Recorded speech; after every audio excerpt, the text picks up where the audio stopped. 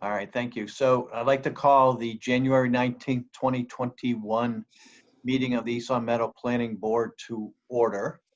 So those in attendance are Pete Punderson, John Torsha, George Kingston, Todd Richards, myself, Russell Denver, Planning and Community Development Director Bethany Yao, and Rebecca Jones.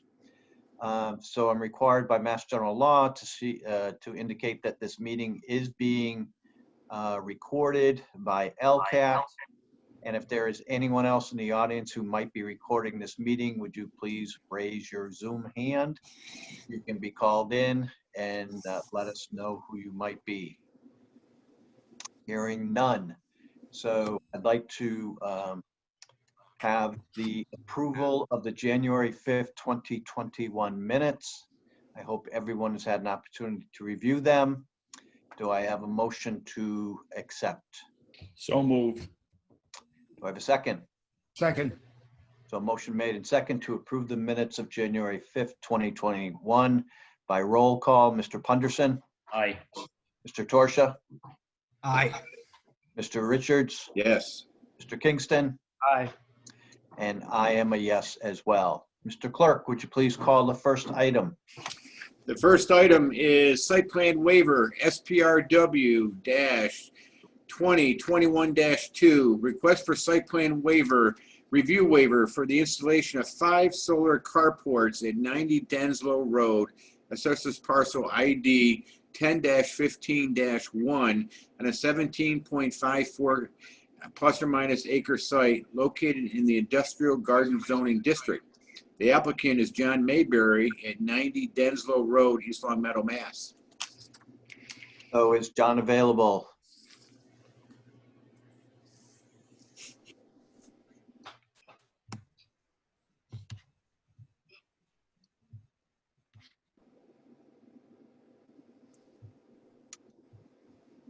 Hi, John. Can you see me and hear me? We can. All right. Good to Thank see you. Good to see you. You guys. So why don't you just give us a short explanation of the proposed project? Okay. So the short explanation is it's a 5 carport parking area in the back of the facility, far left corner, if you're familiar with looking at the front of our building. What I did is I hired Michael Smith, Mike Mocco, Robert Caffarelli, and Doug Best to do all the environmental, make sure on the drainage calcs, make sure on the location and feet from the side and feet from the back. Went to conservation and received approval to proceed without having to go to the determination of something. And Rebecca or others could help me with what that is, but went through that. We're trying to take advantage of the mild winter weather, obviously with no snow out there, and some contractors who aren't moving much snow, they said they could jump on the project right now without the frost and because of the weather. What it is it's a community solar project, so it's a smart program, very similar to what WMMM LLC, which is my son, put on the roof of 80 Denslow Road probably 3 to 6 months ago. I don't exactly remember. But what it is the state encourages the solar, and then the community solar that's generated from that gets offered out to people in the national grid area at a 10% reduction in price. So it's kind of a win-win-win all the way around. It'll also provide for us the parking. We have a fair amount of trucks, trailers, and other pieces of equipment that we continue to grow and seem to need place to put. And it's nice to get it under cover, so we'll be able to utilize the parking. They're actually going to be taller than like a 8 or 10 foot carport. They're actually going to be up elevated so we can get some of our trucks and trailers under them. We've used all local companies in our planning and up to date, and I intend to use as competitive as I hope them to be, the local contractors in the area. Thank you, John. Anybody have any questions for the petitioner? My only question is, since we've got plans and all of the paperwork has been done, why aren't we doing this as a modification to the site plan rather than a waiver? Because we have all the information we need to do modification to the site plan. Bethany? John was trying to take advantage of the warm weather, and I offered the 2 avenues of the site plan review or the waiver, depending on how he'd like to spend his time, and he opted for the waiver. Is my interpretation that it's quicker if there's actually a waiver? And I guess I would offer I would come back, you know, to get the full approval if everybody would rather have something on file. But I was trying to see if I could actually jump on the project sooner. George? Well, John, I don't want to hold you up, but since you do have a site plan for that facility, it would be appropriate to actually do a revision of the site plan, so that for the future, we know that that's, you know, part of what's there. I would go along with a waiver, a temporary waiver, to get the project done quickly, with the understanding that you'll come in with a modification to the site plan, since you already have done all the work, you have all the plans. That would require a hearing, but we could do that in the future in order to allow you to take advantage of the current conditions. What do you think, Russ? I think if that's, John, you're favorable to do that?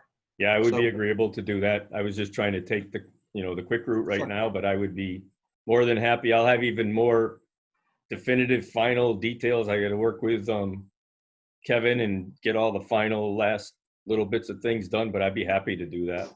And so how soon do you think you can do it so we can pencil it on our earliest agenda? That February 16th is your next. I can do that, or we can go to March. Okay, so I guess if you just stay in contact with Bethany, we'll try to get you on the agenda as quickly as possible so you can move it. But so George, your recommendation, is that in the form of a motion? Yeah, I would move to approve the waiver with the understanding that, I'm sorry, modification to the site plan will be filed in the near future. Do I have a second on that? I have a question for the chair. Okay, I believe that the reminder building did the same thing that John wants to do. And I'm wondering if there was a modification to the site plan on that one also, or just a waiver of site plan review. I think we modified the site plan there. Okay, because it makes sense to do that, but obviously it's a win-win for John to get it going. So yeah. if he wants to come back in the future and do that, I would second that. That's fine. So a motion made and second. Any discussion? Yeah, I just have one comment. I see no reason why this would not be approved, but just being hypothetical, he's doing this at his own risk until it is approved, correct? Yeah. Okay. Yeah. Okay. Any other discussion? Nope. Hearing none.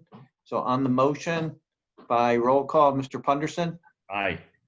Mr. Torsia, Aye. Mr. Kingston, Aye. Mr. Richards, Yes. and I'm a yes as well. Thank you, John. Best of luck on the project, and we'll see you in a month or so. One quick comment, and I want to thank everybody, is Bethany and Rebecca have been awesome to communicate with and correspond with on both conservation and planning. So I think that should be noted for the record. They've been incredibly cooperative and very helpful. So, and obviously you've been helpful in my process. Does this give me what I need to now communicate with Kevin tomorrow, the next day? What's the? Mm-hmm. Yep, I can, I'll write up a decision for the waiver and note in the conditions section that you will be filing a full site plan review within the next couple of months. That's awesome. And I am available to come and sign that as soon as you have it available. Okay, great. That's terrific. Thank you, everyone. Thank you, John. Bye. Mr. Richards, next item. Next, we have an A&R 2021-01, 392 Porter Road, request by applicant for endorsement of plan not to be required subdivision approval under subdivision control law to combine 392 Porter Road, assessors parcel ID 70-2-0, and Porter Road, assessors parcel ID 70-3-0 into a combined parcel totaling 1.53 plus or minus acres located in residential A zoning district. The applicant is Raymond Goldberg, 392 Porter Road, East Long Meadow, Mass. Is the petitioner available? Hi, Mr. Smith. Hello, can you hear me? I can hear you, but we can't see you yet. Okay, let's see. Should come up now.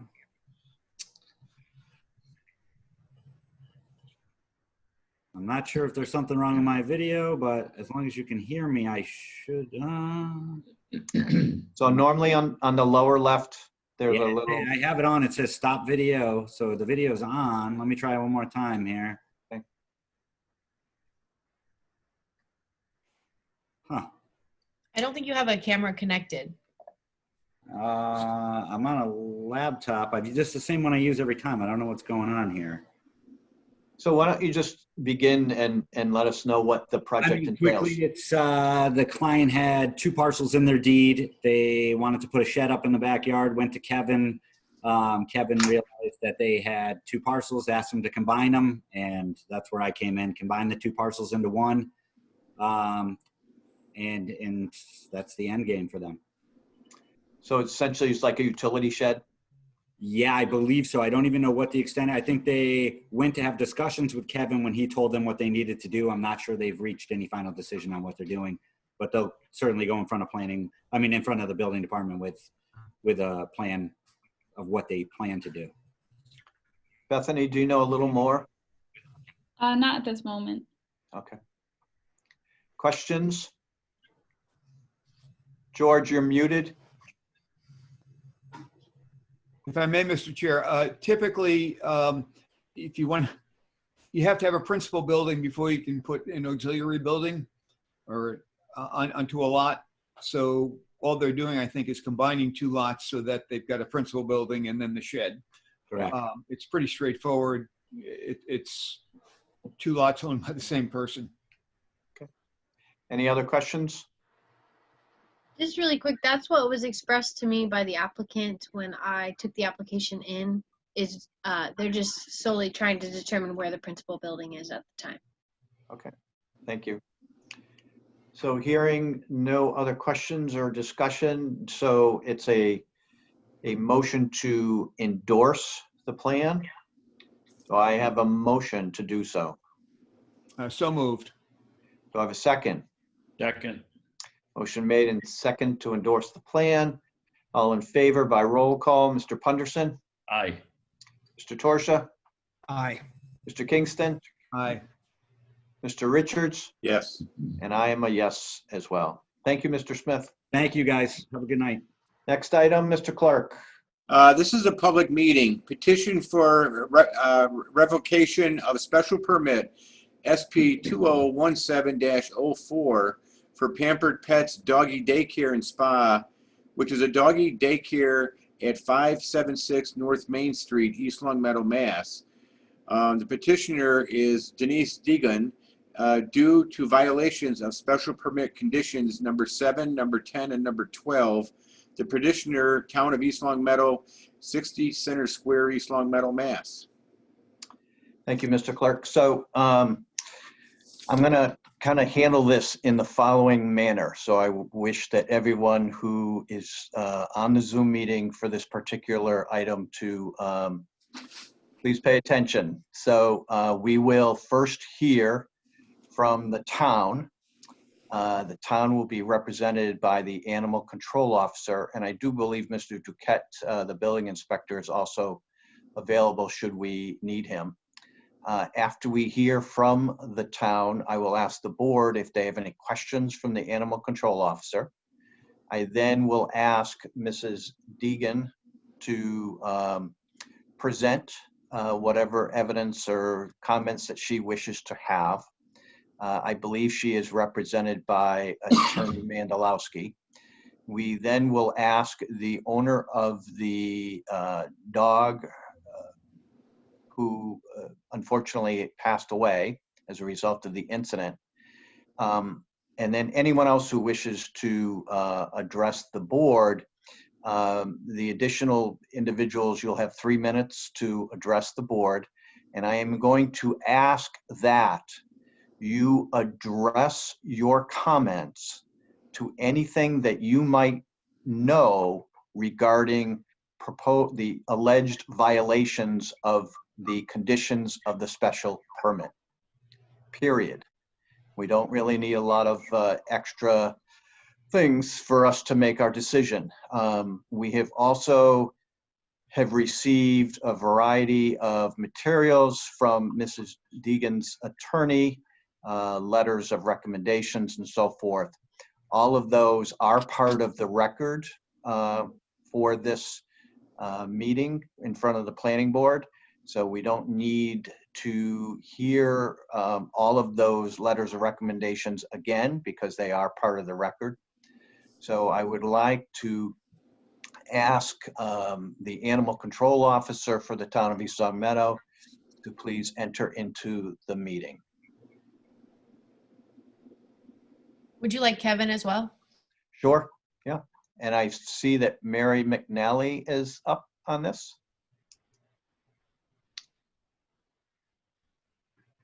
So Melissa and Kevin, Kevin we see. Melissa, we can't see you or hear you. Hi.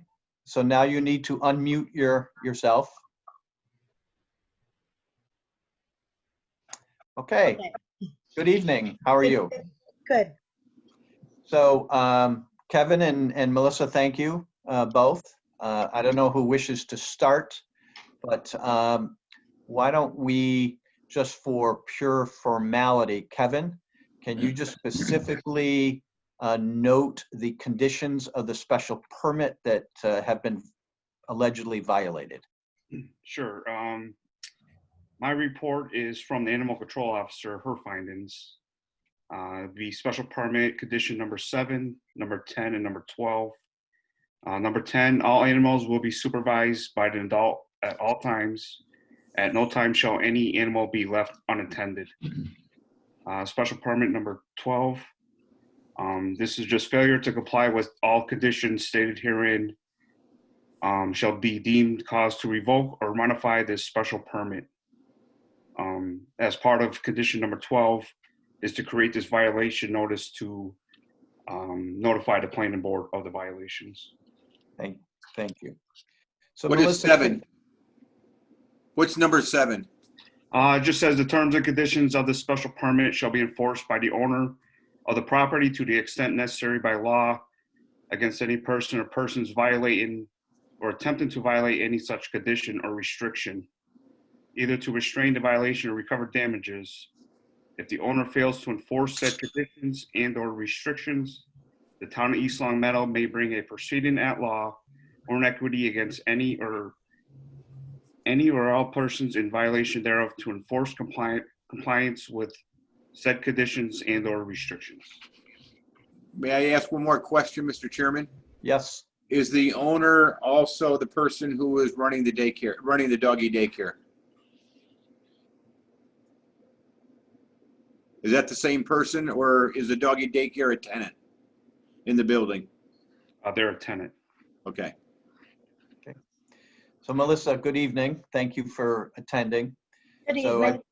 I believe you were tasked with kind of investigating the alleged incident that has kind of risen to coming before the planning board with respect to the conditions. So why don't you kind of walk us through your process that you followed and some of the major findings that you had? Yes. I would like to pair Well, 2020 that pertains to this hearing, violation number 10 and number 12, excuse me. The violation of adequate attention on all dogs at all times while being cared for and kept at Pampered Pets Doggy Daycare and Spa. I received the call on Wednesday, October 7th, from the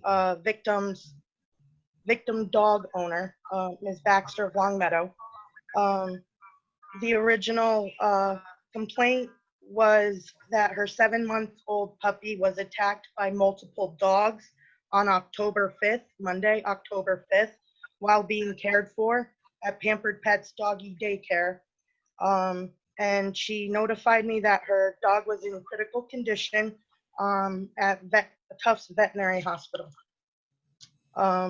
Thursday, October 8th, my partner, Paul Morrissey, went to the location, Pampered Pets, and spoke with Ms. Dagon, the owner. ACO Morrissey reported back and said that she verified there was an incident at her facility 3 days prior to him speaking to me, that the incident did involve the 7-month-old puppy and approximately 5 other dogs, including her former employee, Eve Troy's dog, and that she was not present at the time of the incident, but arrived shortly after she was notified by her employee. She also stated 2 employees were on shift, Eve Troy and Caitlin Dunley. Ms. Dagon also stated the dogs that she services, all dogs that she services, are up to date on their rabies vaccine. Tuesday, October 13th, we had a holiday weekend. Things were closed. I was waiting on a call back from the Department of Agriculture to how to proceed with quarantines of this nature. We've never had one of this magnitude. So October 13th, I personally went to Pampered Pets. I spoke with Ms. Dagon and her employee, Caitlin Dunley. Both women stated they were not present at the time of the incident. Caitlin stated she was on break. Ms. Dagon stated that Eve Troy from Enfield, Connecticut was present and that she fired Miss Troy after the incident and Ms. Troy's dog was involved.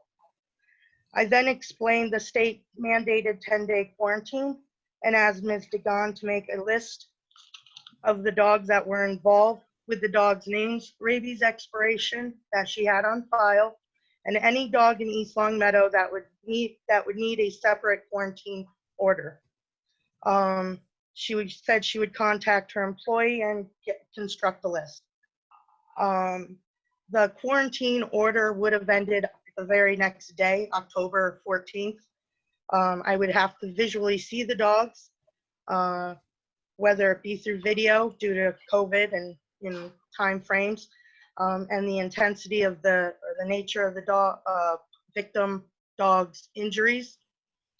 The vet that originally had seen that dog mentioned there were over 24 bite wounds, and there were multiple drains that had to be put in, and we were on a time frame. We didn't know if the dog would survive or not. So Melissa, can I interrupt for a little bit? So you obviously did a thorough investigation, and thank you for the report that you passed along for the whole planning board to see. I appreciate that. So the basic, I guess, the conclusion that you have come up with is that the doggy daycare did not adequately supervise all of their dogs. Yes. And as a result of that, there was a physical altercation within the animals. Right. So your conclusion is that they were not adequately supervised. Yes, sir. And I was, I think, considering with violation number 12, I was not properly able to quarantine the dogs from East Longmeadow that were involved because I wasn't given accurate information on all the dogs' addresses. Thank you. Okay. And can you just talk about that a little bit? Multiple times, I it was mentioned throughout my speakings and contact with the owner, Ms. Dagan, of the quarantine process. Multiple times she called me throughout and would say this dog wasn't present, or I did not get my file right, that dog wasn't on that day. So at the very end, I did ask her, is this the list you want to provide? Because these are the dogs that I saw that you told me were on the list. She did, she said yes. Then I was asked on December 2nd to retrieve from Ms. Dagan the addresses, because I was led to believe, other than the Long Meadow victim and the Enfield ex-employee, that the other dogs were from Springfield. So when I asked for these addresses so we could close this report, I was given East Long Meadow addresses, and I reported that to town manager. So it was your opinion that you believe that the lack of cooperation by Ms. Dagan impacted your ability to do your job on behalf of the town of East Long Meadow? Yes, the quarantine process, yes. Okay. All right. So I'm going to stop you right there. Okay. Kevin or Mary, do you wish to add anything to Melissa's report? I'm fine, Russ. Thank you. No, I thought she was very thorough. Appreciate the Kevin? opportunity. No, all set. So before I go to anyone else, I'm going to ask members of the planning board if they have any questions of Melissa. I do. Okay, Pete? Melissa, good evening. How are you? Good evening. Thanks for doing a great job. I was under the understanding that there was also some overnight boarding going on at that particular doggy daycare facility. Is that correct or incorrect? To my knowledge, I do not know that answer. There was no official kennel license with Right. the clerk filed with the clerk's office. So I was not able to inspect, as my animal inspector position requires me to do for kennels that do overnight boarding. So I'm not aware of that. Okay, thank you. Mr. Richards, were you going to ask a question? Yeah. My question is, obviously, we need accurate information, and if inaccurate addresses were reported, that's bad. But why would someone report addresses that would be false? Is there a benefit to someone to have a dog in Springfield as opposed to Long Meadow or East Long Meadow or some other address? I could not answer that. I do know a few times in my report, I noted Ms. Dagan had asked me, are my clients going to be contacted? At the moment, when I asked her, or when she asked me, no, they weren't going to be contacted. We only had 1 day left of quarantine, and I was led to believe they were from Springfield, which some of the quarantine things I'm not publicly allowed to express. Like, I think like names or stuff like that, but I had specifically been told the first dog that was from Springfield to be looked at, and then hours later, I was called and said, oh no, that dog wasn't from Springfield, or that dog wasn't here. This dog from Springfield was here. It was a little confusing, and I did a few times say, are you sure this is the list you want to give? Like, this is what you're telling me are the dogs available, and you keep switching up every couple dogs. I don't know. She Okay. said sometimes it was a file mistake and an employee mistake, because she wasn't there at the scene. Yeah, well, you can't have those mistakes. Right. Other questions, Jonathan? Hey, Melissa, very thorough report here, so thank you for that. So would it be fair to say in your characterization that the owner wasn't as forthright about giving this contact information, and do we have now a more thorough description or information regarding all of these dogs that were involved? Yes and yes. We have retrieved these Long Meadow addresses, and I do now believe this is the list that, according to the fired worker, coincides with what she had told me as well. Any other questions for Melissa before we move on? Pete? Yeah, I have one more, Russ. Melissa, am I to understand correctly that there was a 3-day lapse between the date of the But she incident? and the was date of the to reporting? begin with. 2-day. We did not get the call until October 7th, and the incident happened October 5th. We did not have any call except the victim called us October 7th. Is the 2-day, is the 2 days acceptable or not acceptable? For quarantine, yes, the quarantine always starts on the day of the bite. Okay, thank you. You're welcome. So thank you, Melissa. Thank you, Kevin and Mary. Appreciate it. So we certainly would like to call into the meeting Denise Degon and her representatives. Okay, would you like me to remove the current audience or?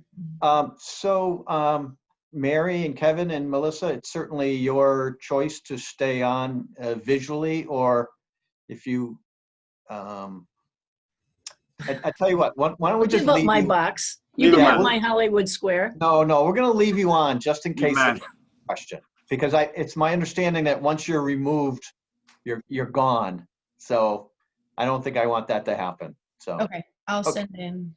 thank you.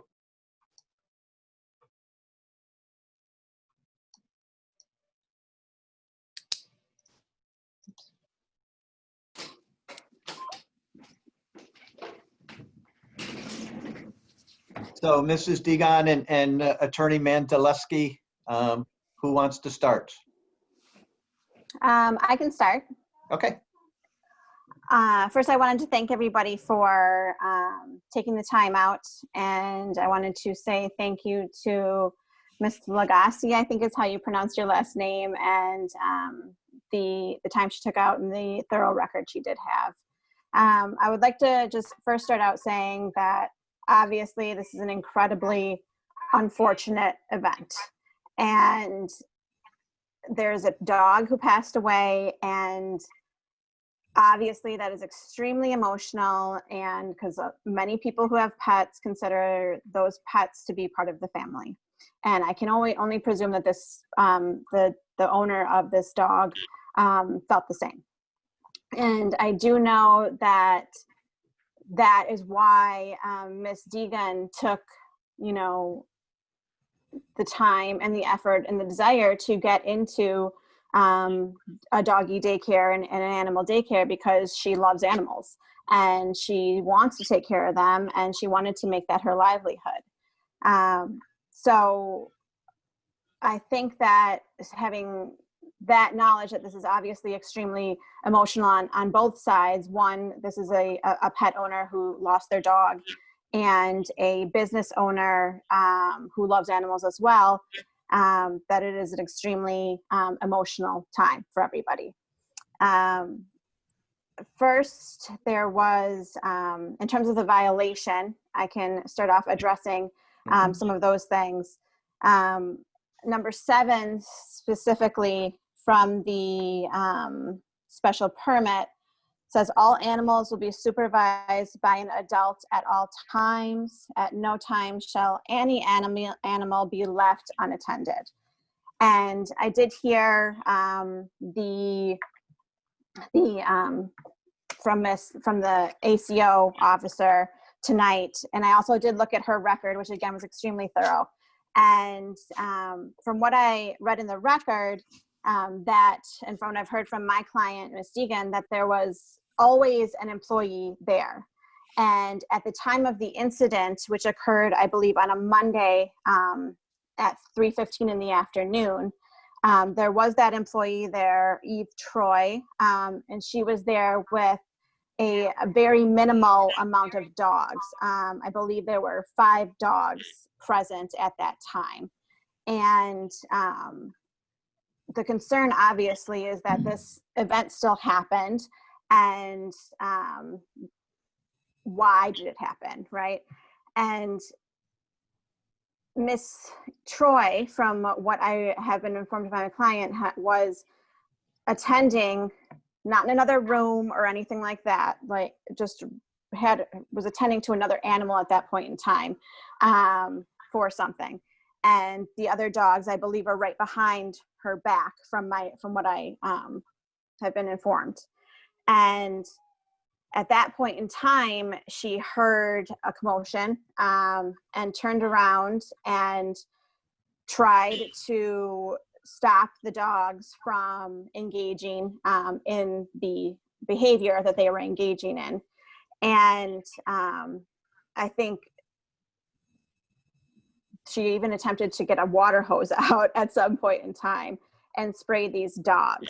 Unfortunately, these dogs are animals, and as much as they, again, are a part of our family and we treat them as children and loving companions, they are in nature animals. And you can only do what you can do to try to stop an animal from engaging in its natural behavior when there is any sort of instigation or anything like that on behalf of any other animals. So she tried her best and eventually was able to separate them. And when she did separate them, she, it's not that the dog was left. I know there had been some, communication out there online in different forums that the puppy was left just alone. And that is exactly not the case. These people are dog lovers. That's why they work in this type of business. I know the doggy was attended to. I believe my client she was delivering dogs back home at the time, which is why she was not there, because she was dropping doggies back off at their homes. But when she did get back, which was about 7 to 8 minutes later after she received the information from her employee that something happened, she immediately took care of this dog, applied hydrogen peroxide to the wounds that she could see, which weren't a ton. She couldn't see a lot of wounds, but to the ones that she could see, she applied hydrogen peroxide and held the dog in a blanket. And then when the dog's owner did arrive, my client even carried the dog out to the car. So it wasn't that this dog was not being cared for or looked after. There was a lot of care going into this dog. And again, it's an extremely unfortunate situation where, you have animals, and even this could happen if you have multiple dogs, it could happen in your living room. It could happen at a dog park. It could happen on a walk. Unfortunately, dogs do engage in certain types of behaviors, and they're animals. And there's nothing that you can do aside from, muzzling a dog, which people, obviously you don't want to do that because that's, again, your family member. So can I interrupt you for absolutely. For one moment? So my reading of the animal control officer's report indicated that the employee that was there was caring for their own dog. That's not accurate, no. Melissa, she was caring for another dog, and her dog was back. She did not say if she was caring for her own dog or for another dog. She just said she turned around to tend to another dog. Thank you. I stand corrected. Thank you very much. So can you address the issue of the failure of the animal control officer from getting accurate information from Mrs. Degon in a timely manner? Yes. So if you look through the animal control officer's record, there were several times that she had contacted, the animal control officer had contacted Mrs. Degon to get information.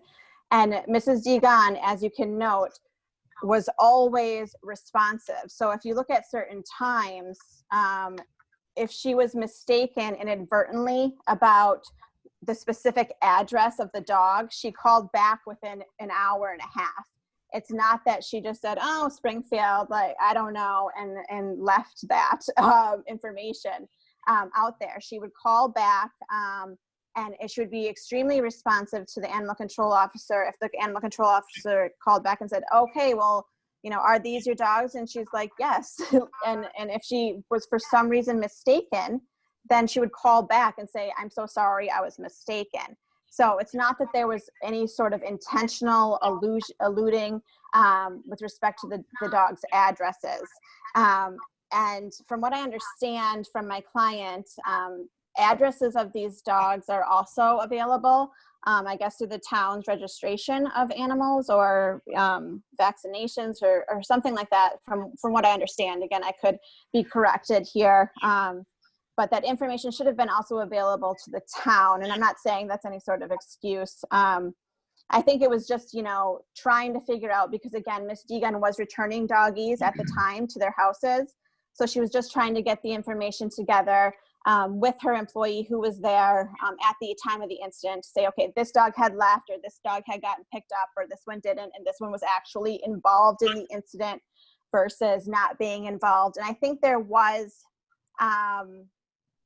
you know, a questioning as to which specific dogs were involved in the incident, because obviously the victim dog was involved, and there was another, the employee's dog was involved as well. But there could have been other dogs involved. It was just, there were, I think there were 5 or 6 dogs there, and, you know, whether one dog got in a nip or not, it was obviously hard to tell because it happened obviously so quickly, and the employee was trying to just separate all the dogs. So I can only imagine it was a very high emotional situation for the employee as well. And So I'm going to ask you to, the dogs. I'm going to ask you to pause one moment. Okay. Yep.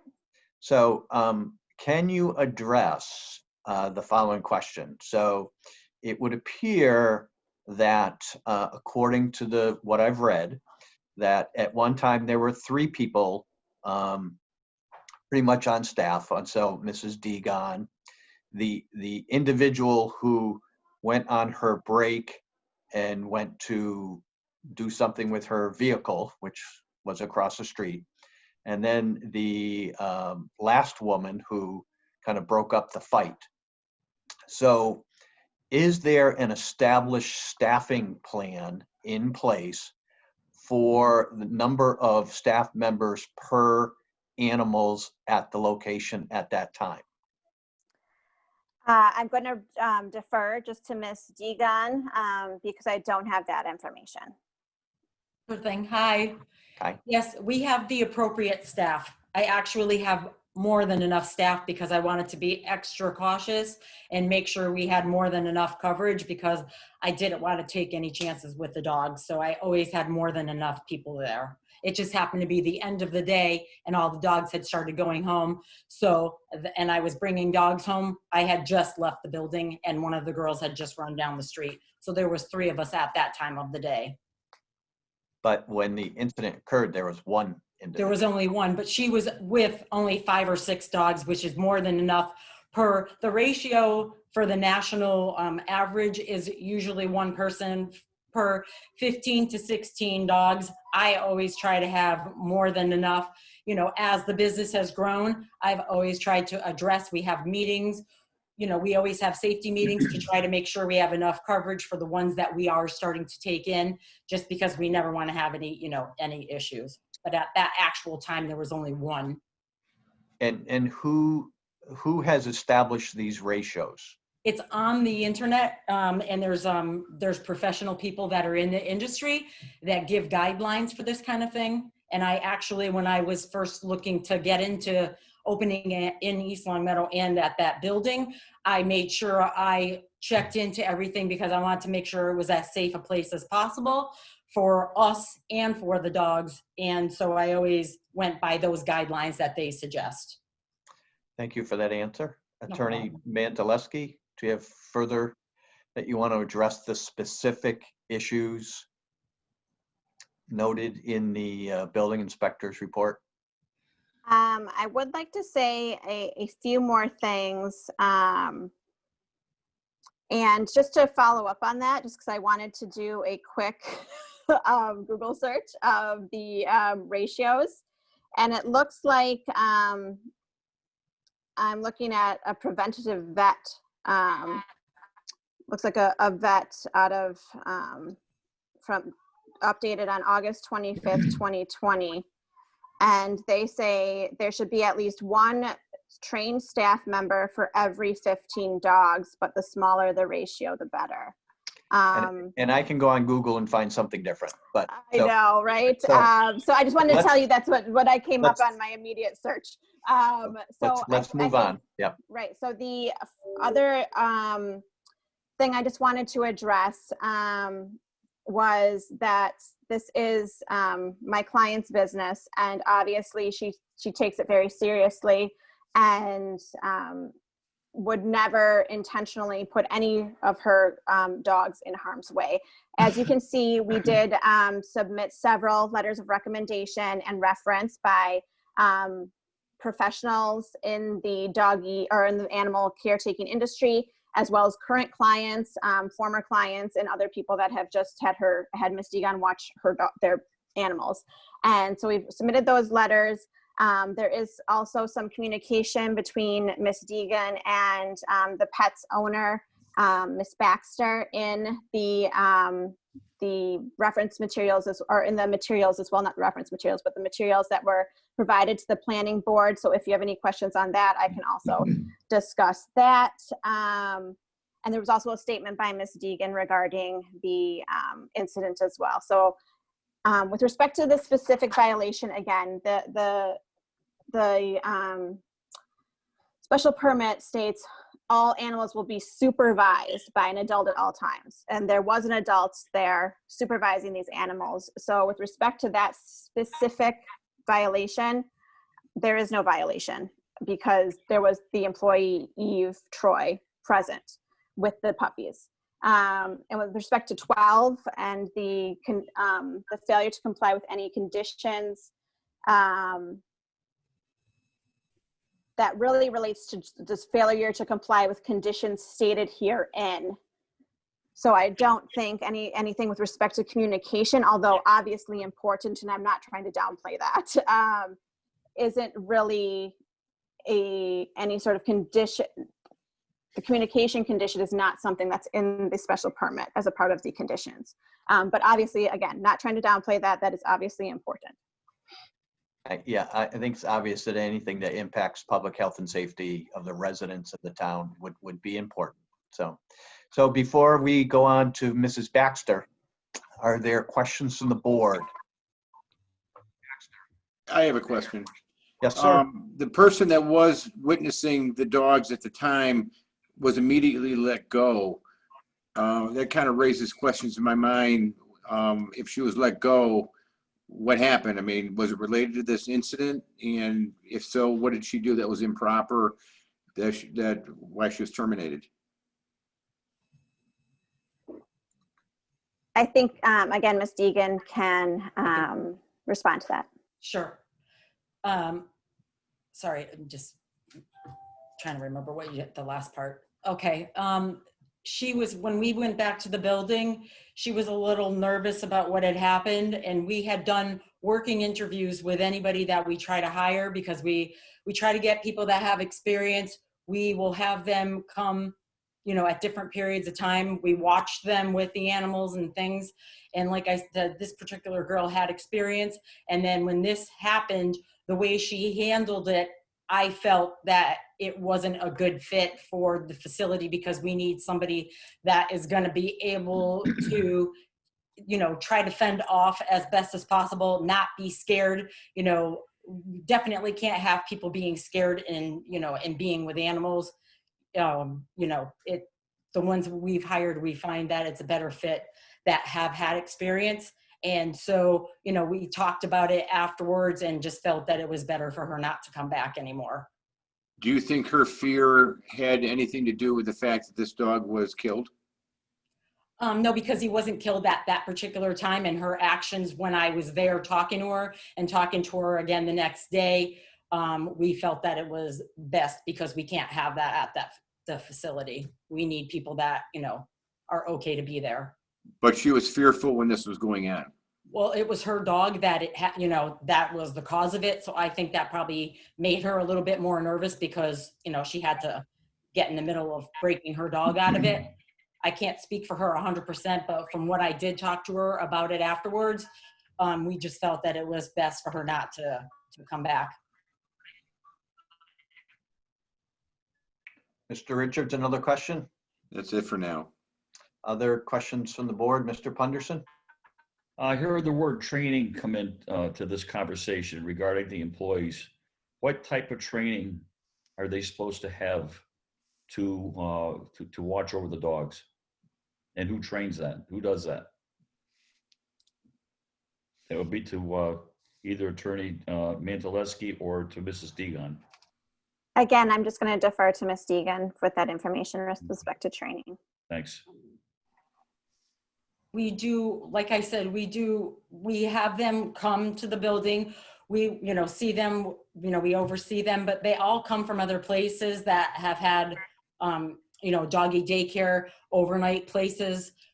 So they all already have experience. Some have like behavioral, like dog behavior. Some have been dog trainers. I've even had some dog trainers come in and first aid people come in and do in-house type training with the people that are there, you know, our staff, just to make sure it's, like I said, as safe a place as possible. So I'm always seeking out, trying to get professional people to come in to our place to add to anything from the training that the ones already have and make it even better than it could ever be, because I wanted it to be a safe place. Another question would be, with the medical facility, a licensed professional vet next door, how come medical treatment wasn't sought for the puppy? Is that for me again? Yes. Oh, okay.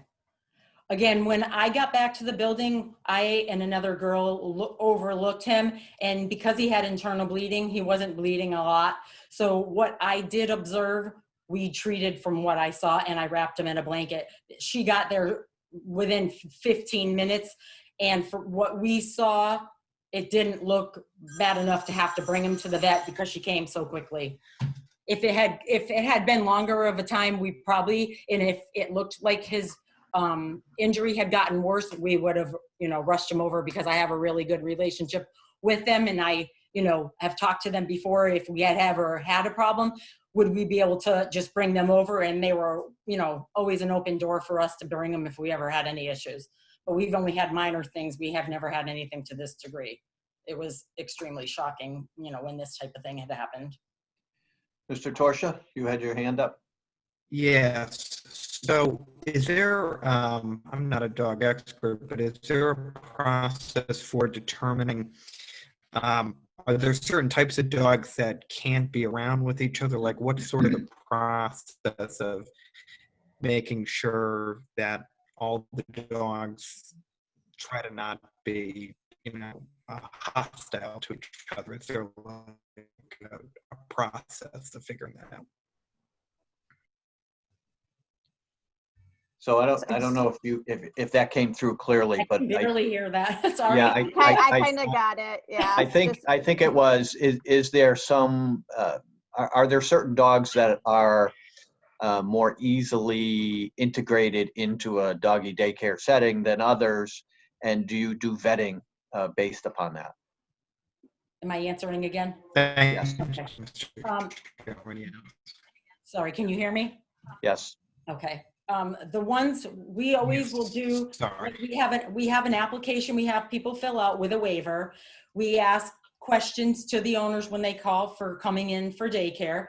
And we always must get along well with other dogs. We always, you know, are very like making sure that they get along. We won't take purebred pit bulls, Rottweilers, any of the ones that were high risk. We always try to make it, you know, better for, you know, playing with the ones that we already had there. So we would take like a pit lab mix. You know, there's less of a chance of things happening, even though they're dogs and anything can happen, you know, at any time. But we always try to not take those other type of dogs because we wanted to make it less of a chance for that type of stuff, because a lot of daycares will take all types of dogs. They don't care what type of dogs, they'll just take them because they want to make money. Where we were trying to be more like taking labs and, you know, golden retrievers, we'll take like a mixed type of dog, but we always will tell them it's a case-by-case basis. We will see how they play with the other dogs. And the staff that we have there, we're always monitoring their behavior.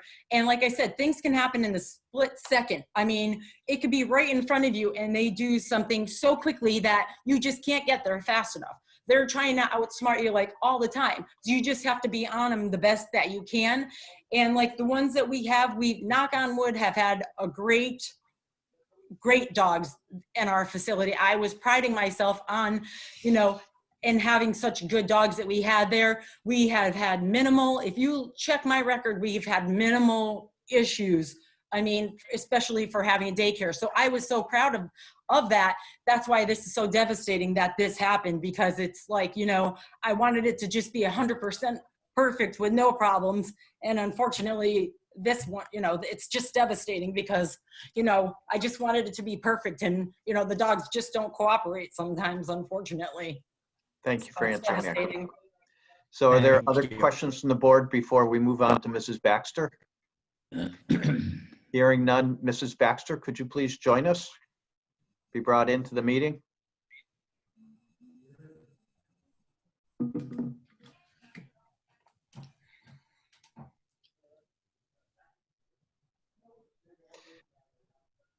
So, Mrs. Baxter, there you are. Hello. Hi. Thank you for joining us this evening. Thank you for having me. I'm also represented by counsel. Could we let him in? As long as he addresses the specific concerns stated in the site plan violation letter and nothing beyond that. You think he plans to? I hope he does, because I'm going to keep that rule, but certainly he can come into the meeting. Okay, he's coming in. And then I guess I'll speak when he finishes. Thank you. Mr. Cohen, we can't see you or hear you. Hello. From what I understand, you don't want to have either. So I'll say. Well, what you that have to was, say I'm going to stop you uninterestingly. right there. That was totally inappropriate. I'm conducting a public meeting and we are addressing findings brought to us by the town, and you will address those issues. Okay, so one issue is, first of all, these aren't doggies. Okay, my law firm is Boston Dog Lawyers. To say that these are doggies and animals, that belittles what these are. So let's clear that up, okay? That's offensive to call them doggies. The idea, and one of the things the site plan talks about, is trying to keep it safe. So the attorney laughed when she said a water hose. There are 8 tools that could have been available for under $50 each that this woman should have had, and she didn't have there, that would have prevented this from happening. She said also that the idea that you have to knock on wood to hope that a dog isn't mauled or killed there, that's not what should have been happening at this place. You guys gave her a special permit. You trusted her with some very serious conditions to prevent this from happening. And yet 2 weeks after this happened, it happened again. So there's just been, in the responses here, and in the response that I've received to this, you know, we were threatened to not even pursue this by Ms. Dagon and her first attorney, because Ms. Dagon was the victim here. Speak to the conditions. The condition is that she never should have been in business because the town didn't issue her a commercial kennel license. She says that she researched everything in terms of operating here, which part of the conditions are right here to prevent a hazard, okay, a public hazard. She did nothing to prevent a public hazard, and you know, the conditions about having the right staff or the training. On one hand, she said we had the right staff, but because the staff couldn't handle it, I fired her. So they either had somebody there that she didn't vet properly, or which is more likely, she did not have the proper staff there. She's violated your trust already to keep the public safe by you first issuing her a special permit. It's a special permit. This woman, based on what she's supposed to report to the town, has lied and obfuscated things from day one. And we're just seeing more of it here tonight. So thank you for the time. I appreciate you indulging me. This woman has no business being in business. She's a danger to pet owners throughout the state, and I hope you take the right action tonight. Thank you. Mrs. Baxter? Thank you, Chairman Denver, members of the board, for hearing testimony tonight. I'm here to urge you to revoke the special permit granted to Pampered Pets because the kennel's owner operates and manages her business in a manner that is unsafe and shows total disregard for the safety of the animals in her care, for her employees, and for the community in which she operates. You will hear testimony tonight that details the way Ms. Dagan manages her unlicensed kennel, including obstructing the investigation of the ACO and town officials into the mauling of my dog, not having protocols in place that would have dictated emergency veterinary care for my dog, an industry standard, the improper containment and keeping of the dogs in her care, resulting in injuries and violating the terms of the special permit in question, a pattern of leaving new and untrained employees alone to supervise both indoor and outdoor areas of this kennel, not training employees in how to read dog body language, not providing employees with protective gear for their own safety, not providing proper notification to customers about the nature of injuries that occur at the kennel, not reporting the mauling of my dog to the town ACO, all of which have resulted in an environment that is unsafe for dogs and humans and led to the mauling and subsequent death of my 7-month-old beloved puppy, Ollie. Ollie, our Muppet-like chocolate Labradoodle, came into our lives last May. He only lived with my daughter and me for 5 months, having spent the final 2 months of his tragically short life confined to a crate, alone in a hospital where he fought his hardest to survive the injuries he sustained at Pampered Pets. Although we only got to know Ollie a short while, it's really hard to recall life before him. Ollie brought levity and joy and pure sweetness to every day he was in our lives. With his incessantly wagging tail and goofy demeanor, he ingratiated himself to everyone he met. Ollie's focus in life was my daughter, Isabel, who finally got her first dog at the age of 13. Ollie was her shadow and best friend, following her around and staring at her with big brown eyes and silly bushy eyebrows. This unrelentingly sweet, gentle, goofy little Muppet should have grown up with my daughter and seen her off to college, not died before his first birthday.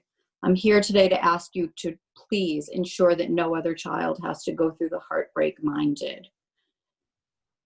In the event that you're not familiar, and some of these details weren't in the ACO's report, I'd like to offer my narrative. I dropped my dog at 1 p.m. on October 5th. At 3:30, I received a text, not a phone call, from an employee stating that, quote, Ollie had a big cut and needs to go to the vet. The address of Pampered Pets is 576 North Main Street. The East Longmeadow Animal Hospital is located at 574 North Main Street. Ollie's vet was 2 miles away, and a third vet was about a mile away on Shaker Road. Since they were cognizant of the fact that Ollie needed veterinary care, they should have taken him. But the employee knew she couldn't take Ollie to any vet, because although she'd only been working at the kennel for 3 weeks, she was left alone to supervise both indoor and outdoor containment areas of dogs with whom she was not familiar and whose behaviors she hadn't been trained to handle. She should have called 911 or the vet right next door to get help for Ollie, but having not been taught proper emergency protocols in the event of an injury or a fire, she instead called the kennel owner, who returned to the scene and did not take Ollie to a vet. Instead, she let him lay there for, by her account, 30 minutes, I suspect more, because she decided he wasn't hurt enough. So he went into shock from his injuries. He bled internally. He suffered multi-organ failure from the trauma of being bitten over 100 times by 5 dogs who tore at his flesh, his insides, and broke his leg in 2 places with their jaws. Mrs. Baxter, could I just interrupt you for one moment, please? And I think almost everybody on this call is a dog owner or has had a dog for a long time, and I'm certainly not limiting the scope of your pain and suffering. But we are a planning board, and we need to address the alleged violations of the special permit that were brought by the town to the planning board. So where you address those specific issues, one would be that she did not have adequate supervision. I'd like you to address that. I'd like you to address possibly the lack of communication that she had with the town that you're aware of. So I would appreciate if you could, focus on those 2 things. Thank you. Correct. So we'll put aside the issue of not being taken to the vet for now. I think you're going to hear testimony tonight from employees who will talk about her training process or lack thereof. So I guess if it comes down to supervision, the question is, was there a body in the building? Yes. Mm-hmm. Were there 3 separate rooms to watch in an outdoor area? Yes. Was one person sufficient? Don't know. Was the person trained in dog body language when they saw something start? Were they trained to break it up? Were they given the tools to break it up, to protect themselves? There's just certain, I think, basic standards that should be met for a facility to operate safely. And I would think, you are the regulatory agency that this has come before, right? So we're not in front of the health department and we're not in front of the town manager per se, but you are charged with this. And I think part and parcel of that is this facility safe and do you want it to continue to operate in your town? And the special permit is a privilege. And I don't think that she deserves to have it, and I urge you to revoke it. Thank you. So are there questions for Mr. Baxter, for Mrs. Baxter, or for Attorney Cohen? So I have one question for Attorney Cohen. So you referenced, I believe, 8 different tools under $50. Could you elaborate on what those are? Yeah, we can't hear you. Sure. Thank you. Sure. So first thing is an air horn. That can be distracting and it can give you, well, I won't go into it. One thing's an air horn. Another is a CO2 fire extinguisher. So a CO2 fire extinguisher is safe for dogs because the coldness and it creates a cloud, but that all just dissipates. There's no cleanup and it doesn't harm the animals. And again, that breaks it up. You can have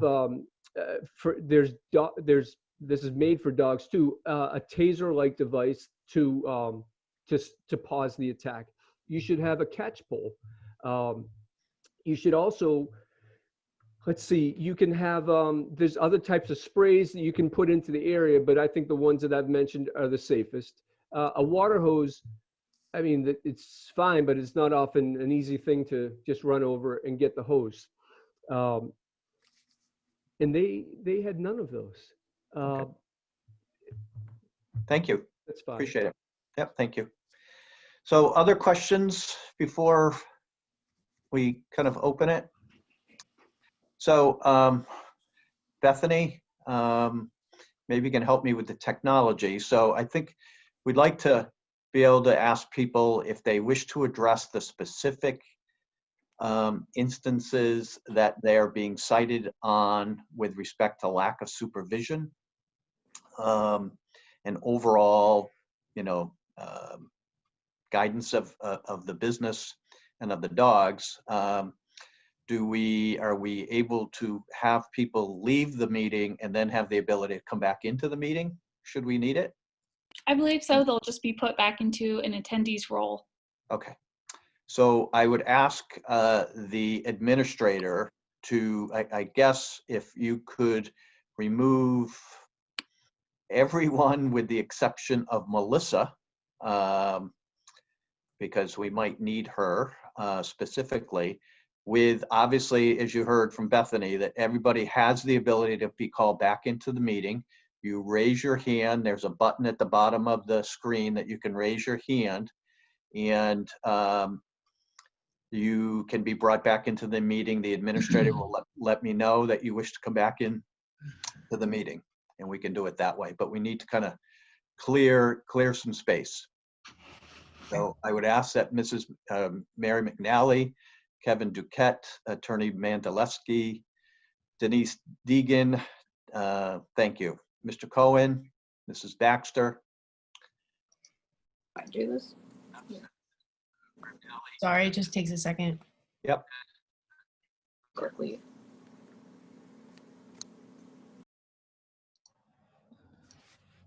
Thank you very much. So for the people who wish to now speak, as I indicated at the beginning, try to limit your comments to 3 minutes.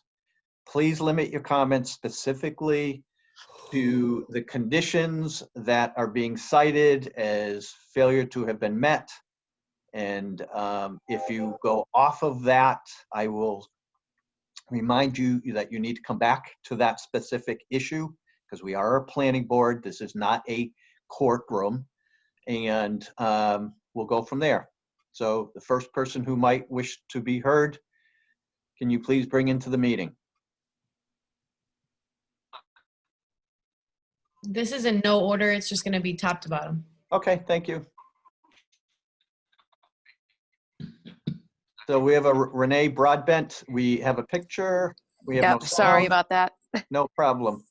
You know, There's a- you spend all your days in different forums, so you never know Yeah. which one you're in, right? Sure.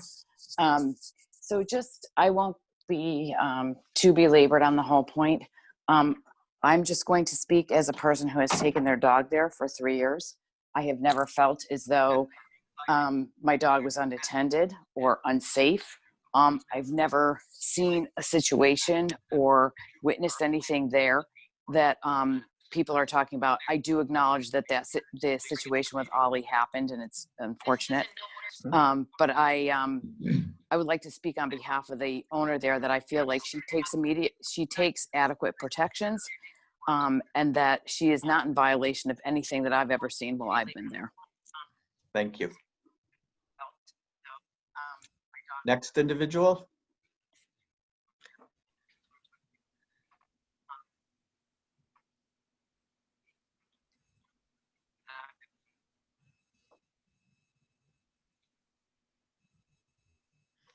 So we have a Kathy Page. We have no picture, no sound. Hey, Russ, it's Kathy. Can you hear me? I can. Okay, and you know what? Bonus points for you guys that you don't get to see me, because I'm in Florida and you would hate me for it. But the reason I'm here is because my sister-in-law, Kathy Norman, is an essential healthcare worker and is at work right now, so she couldn't be on the Zoom. Her dog, Simon, went to the doggy daycare that we're talking about for about 1.5 years. About 2 weeks after the incident with Ollie, my sister-in-law, Kathy's dog, Simon, was severely bitten also. She was told at the pickup area that night when she went to pick up her dog by an employee that he had been in a tussle that day. No big deal. They cleaned it up and no problem, but just to let you know, there was a little tussle. Well, a couple of days later, Kathy woke up to blood all over the house and took the dog to the vet, or to her vet, and they shaved it and found 7 puncture wounds that needed to be cleaned and medicated. The dog had to get a rabies shot because we weren't able to speak to whether or not there was inoculation records on file, because we didn't even know who bit Simon. There's really been a lack of communication. Kathy reached out to her about the incident, and she said, you know, instead of bringing her to the vet, why don't you bring him in here, and I have some glue, we can glue up the wounds. Kathy said, no, I'm going to the vet. So the vet said absolutely she belonged there, and the vet bill came to over $400. It was widely written on the internet, on Facebook, by Denise that she had insurance to cover these kind of incidents, but we have not seen anything from her. We don't know if a claim was filed. She never asked for further information or billing. The communication has been cut off. She texted Kathy a grand total of 2 times to say, is your dog okay? And never responded since. So in my opinion, we should absolutely revoke the special privilege of having that license, because if you can't communicate with your dog owners, and if you can't tell the people what's going on, who bit them, what happened, how severe it was, then you shouldn't be running a business in town. It's as simple as that. Thank you Thanks, for your Russ. testimony. Thank you. Thank you. Next speaker.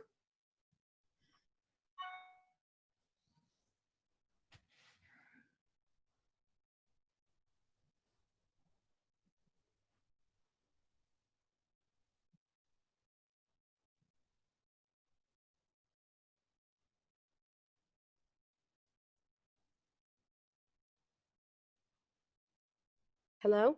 Hello. Hi, can you hear me? We can. Okay. Well, my name is Heidi Tariff, but actually I have been asked to read a testimony from a Casey Wilson, who used to work for Denise Degon in September of 2018. She said that she was offered the job right on the spot at her interview, and the job was under the table. There was no workers' compensation insurance for her in the case that she was injured, nor will you find any evidence of the fact that she ever worked there on Denise's end. Her very first day at the job at Pampered Pets, she was left entirely unattended at the facility with no training. Before she had even been employed by Denise for 2 weeks, she had a key and knew the code to the building. She was regularly in charge of locking the building up at the end of the day when the last of the daycare dogs went home. And Denise herself was off doing whatever it was that she usually would do every day at that time. I was regularly left alone and unattended for hours at a time, starting from my very first day as an employee of Denise's.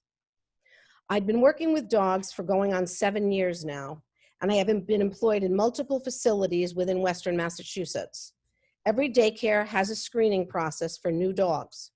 Some evaluation procedures are more rigid than others, but I have never seen anything as lackadaisical as what Denise was doing at Pampered Pets.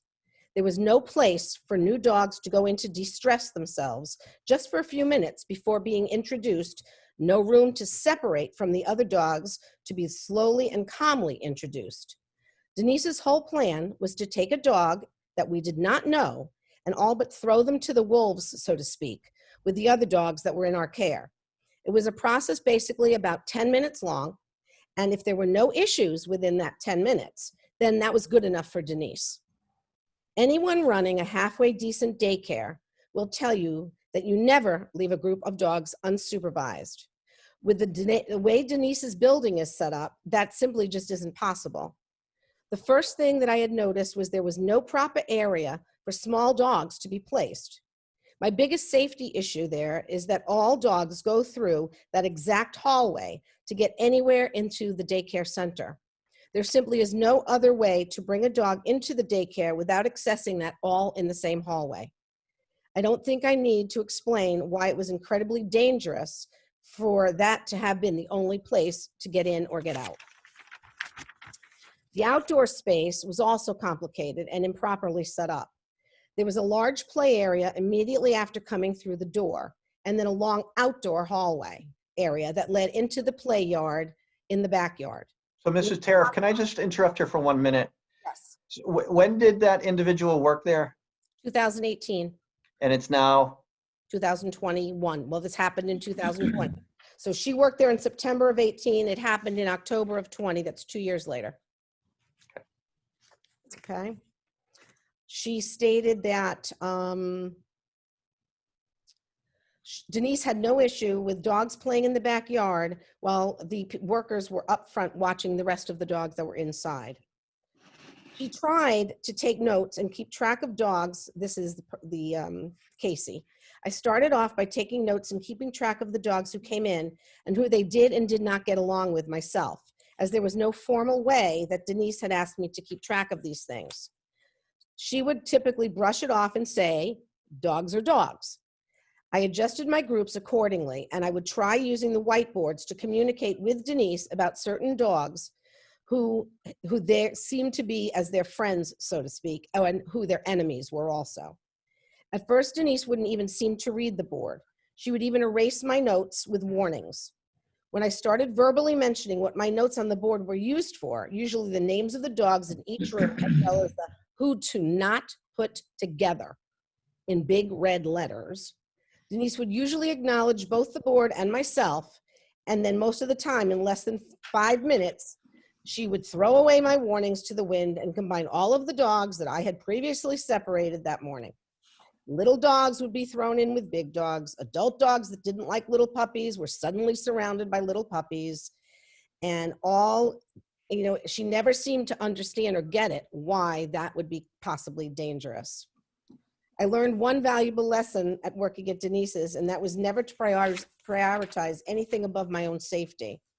I never got any type of safety training from her. She never discussed what to do if there was a fire, or what to do if I got bit while I was left alone on the job, which was so often.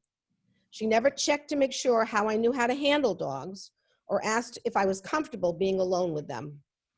I didn't undergo any kind of specific training.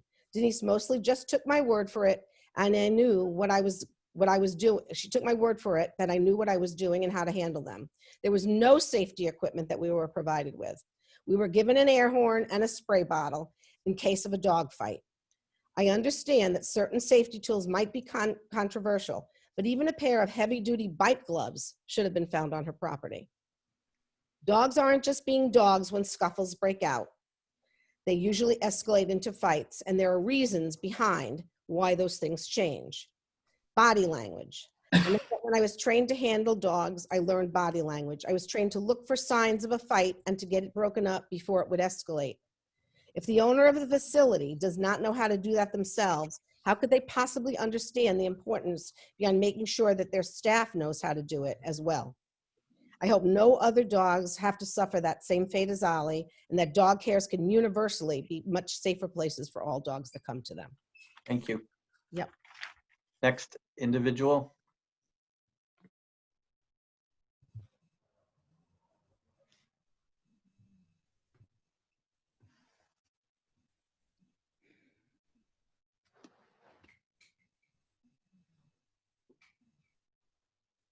Hello, Hi, can you hear me? we can. Hi, good evening. Good evening, ladies and gentlemen of the Planning Board. My name is Jenny Mather. Thank you for having me. I am the president of JM Pet Resort. I'm here to talk about industry standards. I have 23 years of experience. I have a facility that started very small, humble beginnings. And I've been doing this for a very long time.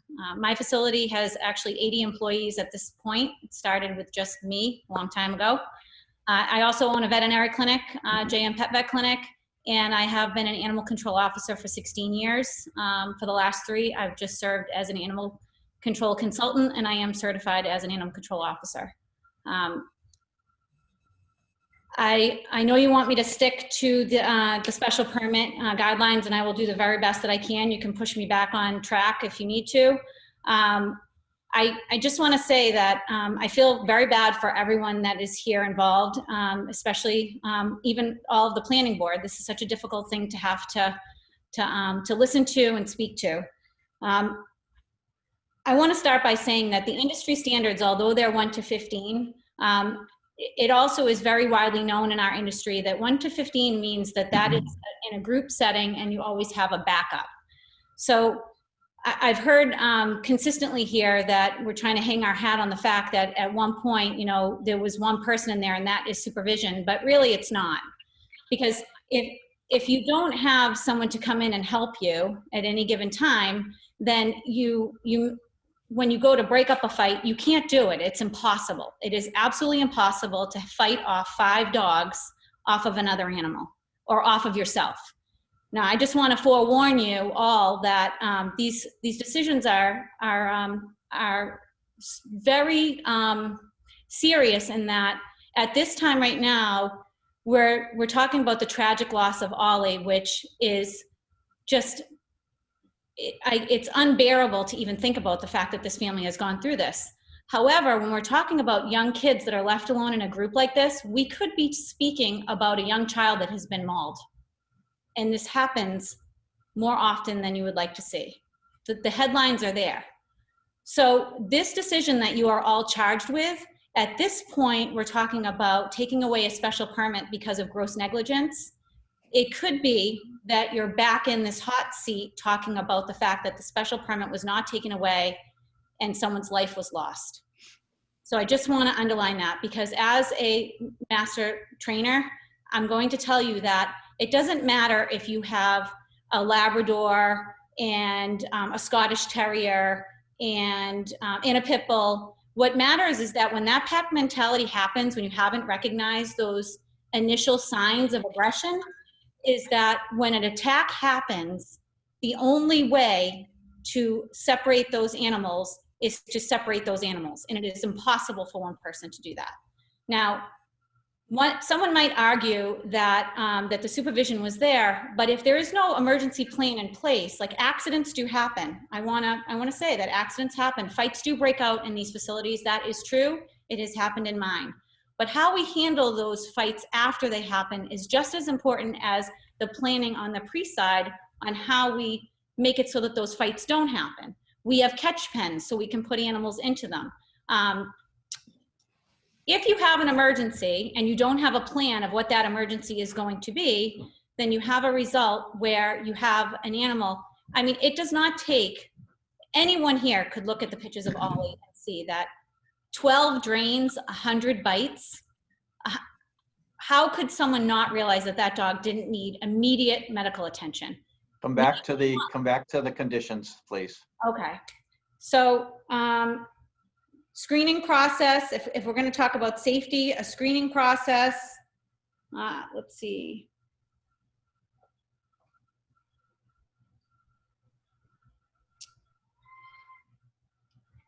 Okay, can you refresh my memory just so that I can recollect my thoughts one more time, please? So the question is lack of communication with the town and or the failure to adequately supervise all the animals. Okay, so looking at the setup of this particular building, it is impossible to supervise animals in 3 different areas. That's impossible, okay? So I'm gonna say that. Not having someone to come in to help in an emergency, that is not correct supervision. As far as the animal control officer, which my hat is off to ACO Legacy, you did a great job in your report and all of that follow-up. What I will say is that it was a gross negligence in reporting who was in that group, because if there was only 5 or 6 dogs there and there was that many injuries on Ollie, then every dog should have been, it should have just been a list of everybody who was in the daycare that day. If we're saying there was one person and they were watching all the dogs, why was it difficult to supply that list? I don't understand that. And why is it that we don't have proper records when we have to report to the Department of Agriculture animals and the rabies vaccines that they have on file? That is on us as a facility to have those records and have them readily available. As far as planning goes, I heard someone testify to the fact that the owner of the facility asked someone to come back in and get glue on an injury. No. That it's, your special permit isn't for a veterinary clinic. She's not a veterinary clinic. Yeah. So I would just urge you to go back to what I said about the fact that at this point, we're talking about the tragic loss. And I'm gonna highlight what Mr. Cohen said. These aren't doggies. This is Ollie. He had a name. He was someone's pet. He was someone's family member. And now he has passed. And it could be someone's child.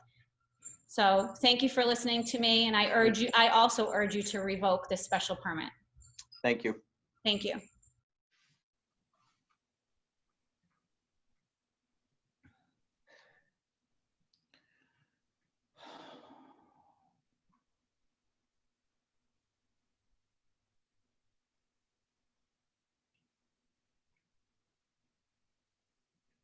What's the pleasure of the board?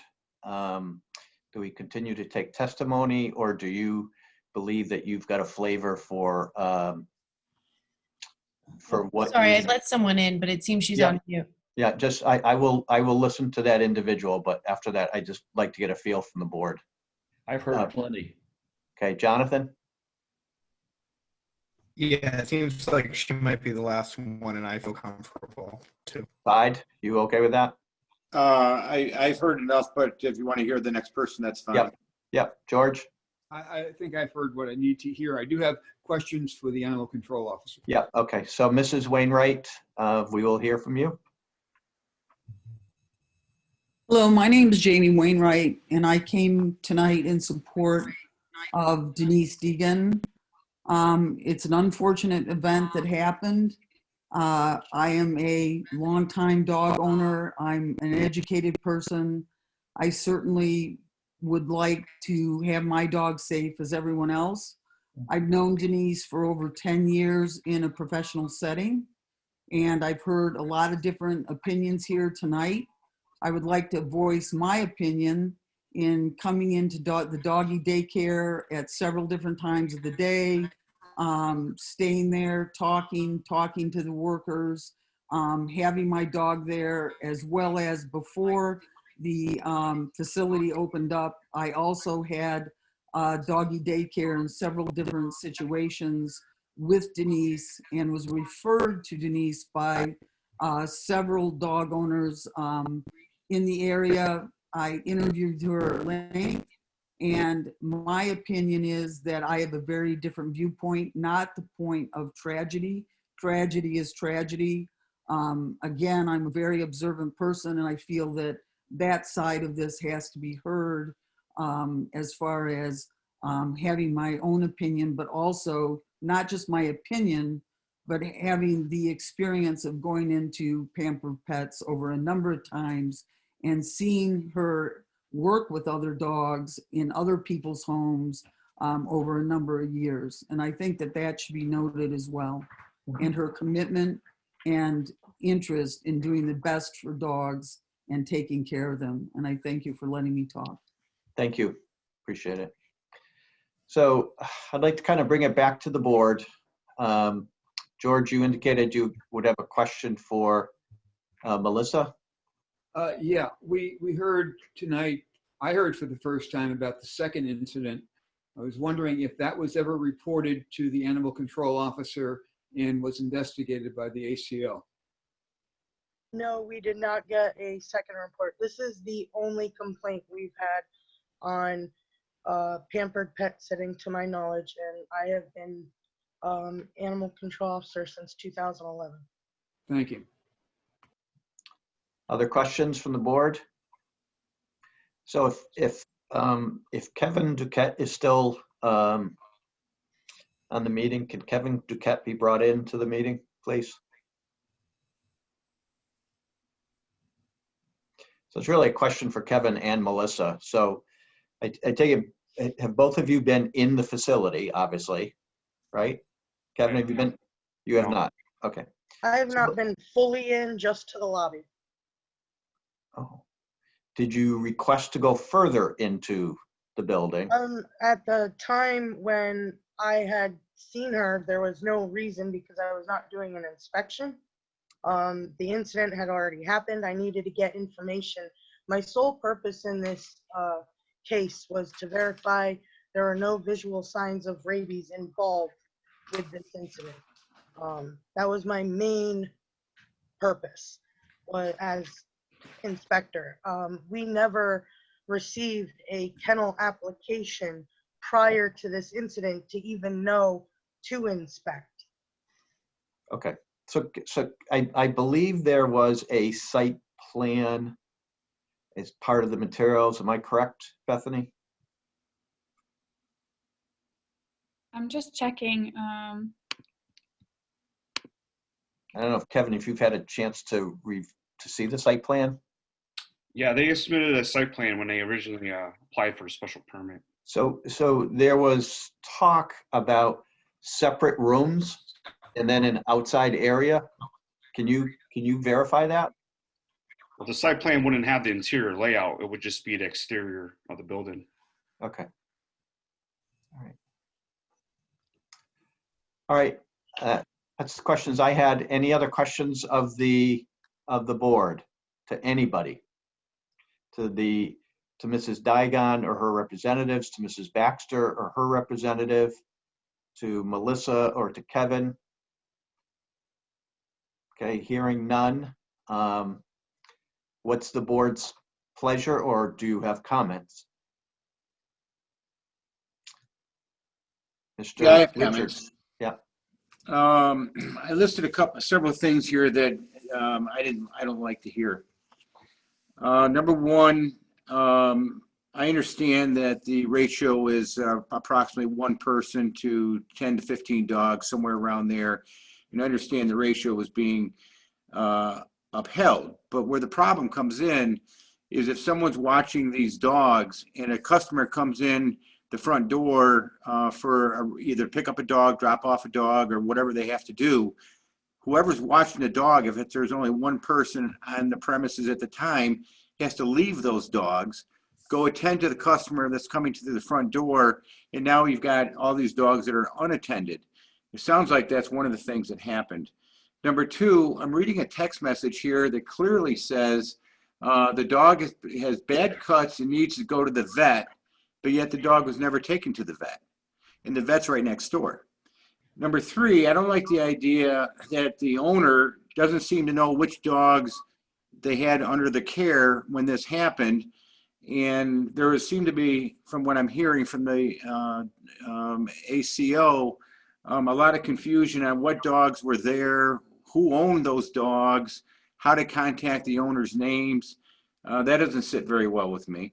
We have an employee who was the only person on the building, in the whole building at the time, who has only been there 3 weeks and was immediately fired afterwards. So obviously there's some concern about her ability to even do the job if she was only there 3 weeks and then fired.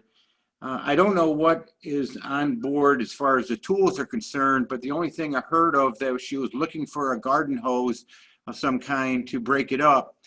And I'm also reading a text message where she contacts Ollie's owner saying it was a crazy situation. There was lots of screaming and it just sounded like pure and utter chaos. And if there was 2 people in the premises, even though one of them could have been in the other room, at least someone could have come in and helped to assist in an emergency situation. So these are things that just don't sit very well with me. Other comments? Mr. If I may, Punderson? Chairman, Go ahead, George. Go ahead. George? I think we have to tread somewhat carefully here. We are a planning board. I personally do not have expertise in animal management. And I know from checking into it that there are no state regulations on this type of facility. Although I know the MSPCA is pushing for that to happen, it has not happened. I think that we have to be careful not to put ourselves in a position of trying to lay down regulations of which we're not really qualified to do so. On the other hand, I get the impression that adequate supervision of the dogs was not there, and that's what the special permit question is all about. So I would, if we confine ourselves to whether or not the special permit was being complied with, if not in the letter, at least in the spirit of adequate supervision, we're on good ground. If we start trying to say you should have this many people for this many dogs and this equipment and yada yada, we're really getting out of our depth in what we should be looking at. And that's just all I wanted to say at this point. Okay, so just to respond, George, I agree with what you said, but it doesn't look like there is adequate supervision if there's only 1 person on premises and there's multiple rooms that need to be monitored, not just the rooms that the dogs are in, but also where customers are going to be coming in and out of the front door. For an example, the mailman could come in and need a signature for a package. That person has to leave the dogs to go attend to that. If there's 2 people on the premises, at least 1 person could do that while the other one is still monitoring the dogs. So I can comment to that, your feeling about that, about supervision. I agree. Mr. Punderson? Thank you. I would say, from my view, there's inadequate supervision and absolutely no excuse for the bad reporting of the incident to the animal control officer, Melissa Legacy, and it happened twice. Mr. Torsia, do you wish to be heard on this matter? Yes, Mr. Chairman. It seems, yes, I feel this is a very distressing situation we've been hearing this evening. I would agree with George. I think we would have to be careful not to put down regulation. It seems like, from what I gathered or read prior to the meeting, it just seems like there's not enough regulation on it, and that might be another discussion for another time. But this in particular, from the testimony this evening, this second event that took place 2 weeks or so afterwards, that's a little concerning, especially considering it didn't end up getting reported. So it leads me to kind of question whether there may have been other events, perhaps in the past. Obviously, I don't know that for sure. But looking, in the spirit, I would have to agree with what the other members had said prior as well. So I will just add my comments. So what I found most troubling, and obviously the definition of what's adequate supervision is highly subjective. We've heard 1 to 15. We've heard less than that. We've heard from an expert that that's really not an adequate number. I found it interesting that at a minimum there were 2 people on staff while Mrs. Deegan, and I hope I'm pronouncing that name correctly, was out delivering dogs to other families, and that one of the individuals left the facility and was not there when this instance occurred.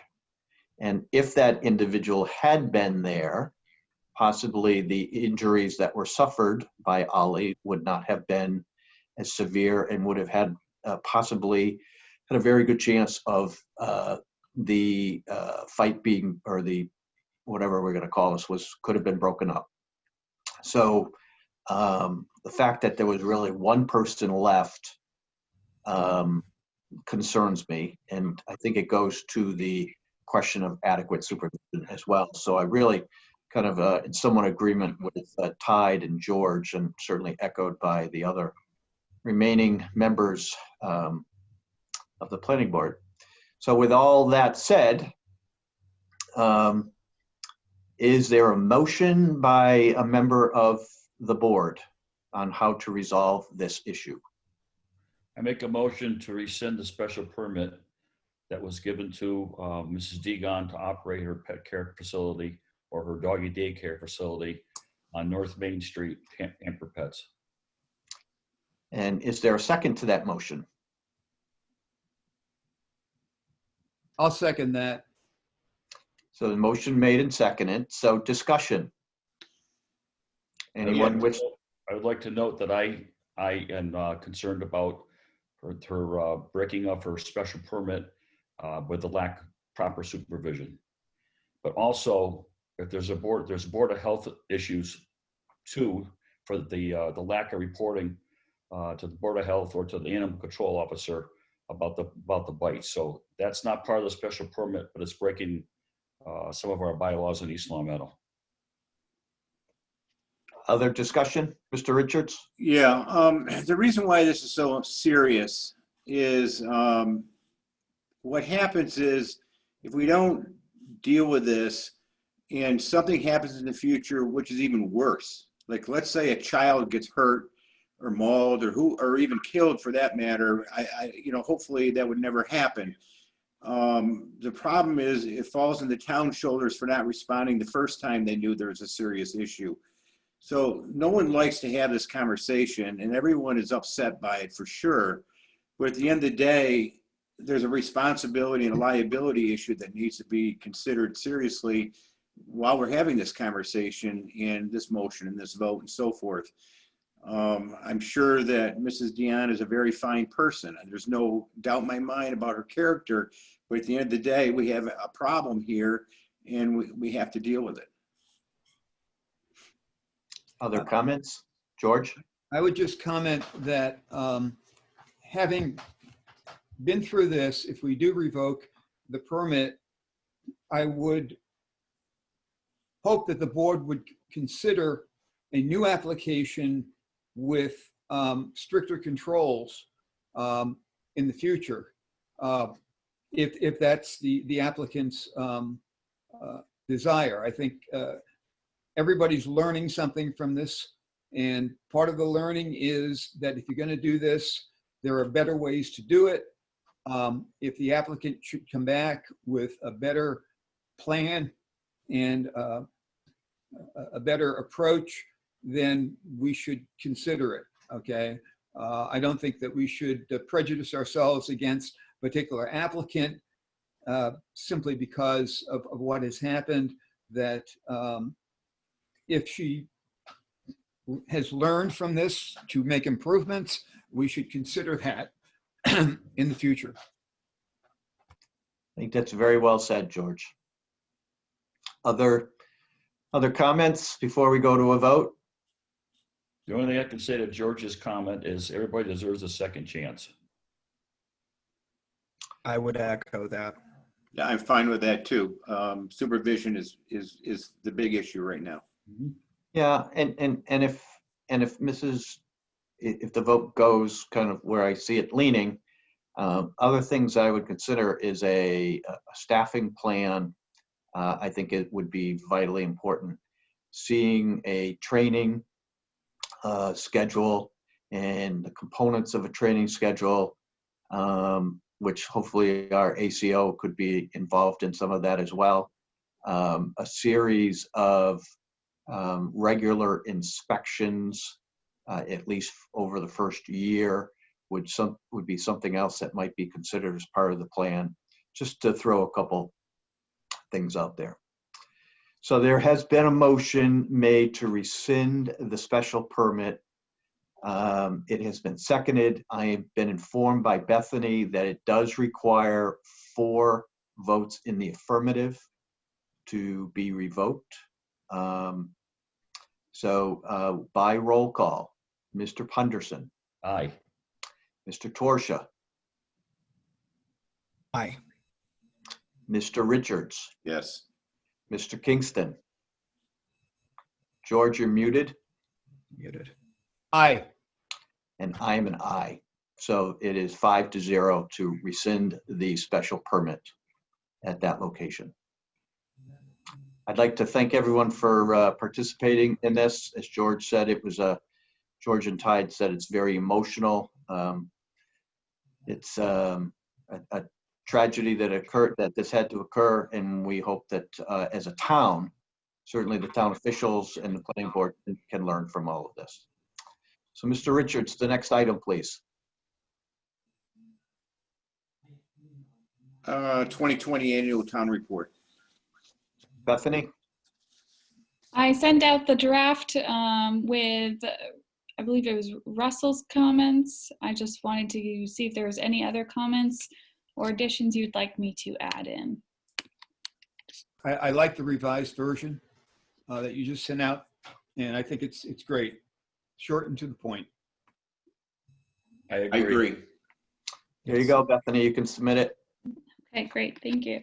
So for our next meeting in February, can you tell us what we have already submitted for items? We might have some special permits, and Rebecca, feel free to chime in. We don't have any public hearings. I'd like to start the discussion on the kennel licensing, and that's a detail that we'll need to iron out. Yeah. And I would ask that certainly through the town manager, if we could have the town attorney or their representative available to kind of walk us through that process. Sure. would be very helpful. And I guess the other question I have is,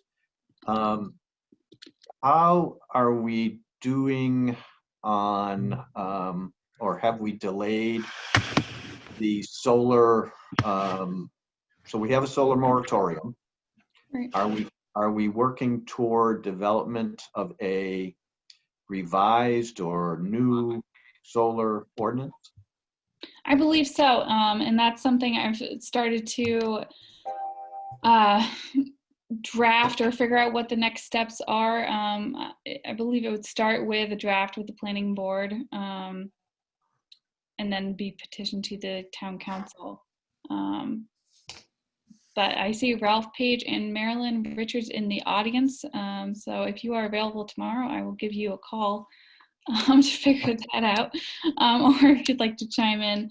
I think it got a little bit lost in the beginning of this year, what with COVID. So jumping back into that as soon as possible. Okay. And just for the people who might be on LCAT watching this meeting, can you just give a quick update on the master planning process? Sure, we had a great meeting. The last meeting we met with the engagement consultant team. Our next meeting is next Wednesday, January 27th. We will be talking about the data points that Pioneer Valley Planning Commission has gathered. I'm hoping that we'll have some input from our department heads to verify that data is correct and accurate. The next big event will be February 13th, which is a Saturday. We will be having a vision session for the community. Anybody and all are welcome to join in. I'll be posting the Zoom information for that within the next couple of days. Can you just send a reminder to the planning board members of that as well?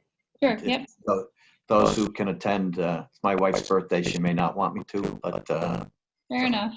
All right. So, I noticed that we had one additional board member for a little bit, Mr. Richard's wife. So say hello to her, Mr. Richard. So,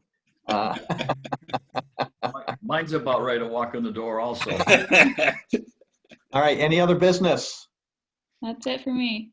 All right. Thank you, board members. It was, so I've had the good fortune or honor of chairing for the last 19 months. That was certainly the most emotional hearing that I've had since I've chaired. And thank you all for reading all the materials, your diligence, your background work on it. I greatly appreciate it. John, did you want to add something? Mr. Chairman, I just wanted to say appreciate your professionalism through it, kind of keeping the ship running, because obviously this is a very emotional case. So I appreciate your ability in kind of controlling the process this evening. So thank you. Well, thank you for your kind words. I'm sure not everybody was appreciative of my hard hand on that. And I know how emotional it was, having been a dog owner for many years. But thank you all. So a motion to adjourn? So moved. Do I have a second? Second. Okay, by roll call, Mr. Punderson, Aye. Mr. Torsia, Aye. Mr. Richards, Yes. Mr. Kingston, Aye. and I'm a aye as well. Thank you all. Thank you. Have a good night.